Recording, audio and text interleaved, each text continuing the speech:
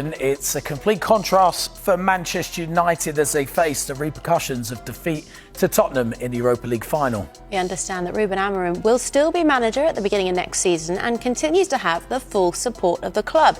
That is despite leading them to their worst ever Premier League finish. Amorim claimed after Wednesday's defeat he would quit if the board or fans didn't want him to stay, but there's no suggestion United bosses are considering his future. So that means Amorim will be heavily involved in the club's rebuild this summer. It's reported he'll have around £100 million in the transfer market. However, that defeat in Bilbao and missing out on Champions League football means United potentially missed out on up to another £100 million in extra revenue for the club. Now, with that, who could arrive at Old Trafford this summer? Now, earlier this week, we told you Wolves forward Matheus Cunha is expected to make the move, with United expected to pay his £62.5 million release clause. Ipswich's Liam Delap is also a target. Now, we understand he would be happy to make the move, but has been linked to Newcastle and Chelsea. So would the lure of Champions League football affect the decision? Well, if United want to make big changes to the squad, it's likely that the transfer funds will need to be topped up by sales. Saudi Pro League side Al Hilal wants to sign United captain Bruno Fernandes. Rúben Amorim said himself he's not for sale. However, Fernandes admitted if he would leave, it would be if the club wanted to sell him. Now, one player who has an uncertain future is Alejandro Garnacho. Now, he said, we'll see what happens next after being a substitute in the Europa League final. Chelsea and Napoli were linked with the winger in January. Kobbie Mainoo has also been linked with a move. He's got 2 years left on his contract and is in talks over a new deal, but speculation remains. Now, with United making moves to sign attacking players, what does the future hold for these two, Rasmus Højlund and Joshua Zirkzee? Well, they've both struggled for goals, and there are reports claiming clubs in Italy are interested. But the most likely players to be sold, though, are those out on loan right now. Now, Barcelona sporting director Deco says they like Marcus Rashford. Rashford will make a decision on his future at the end of the season, but wants to play Champions League football.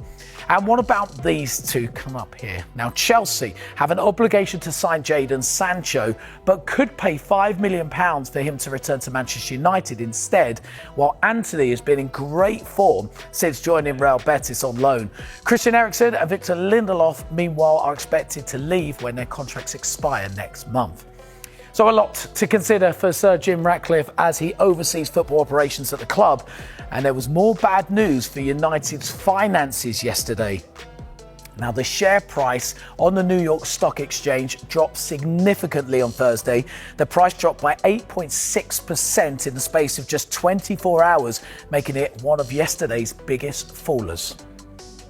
What I don't buy is this idea that the whole squad is somehow unsuited, that it needs a radical clear out. Yes, they do need to do some trading. They need to move on some players, some of the higher earners, some of the older players.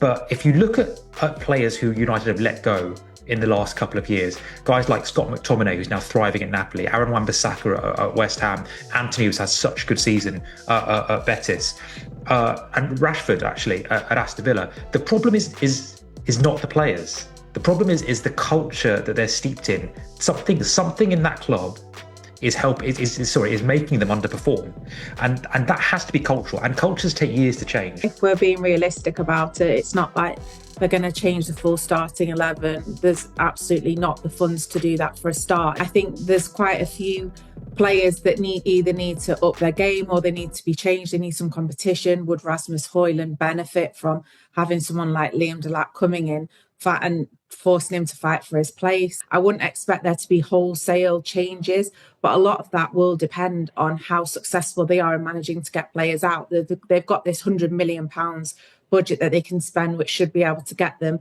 their targets that they want in terms of Cunha, who should cost them around 63 million, and then Delap, if they could get him as well, that he would cost around 30, but then they can bolster that by sales. But like I said, historically in the last decade, they've not been very good at negotiating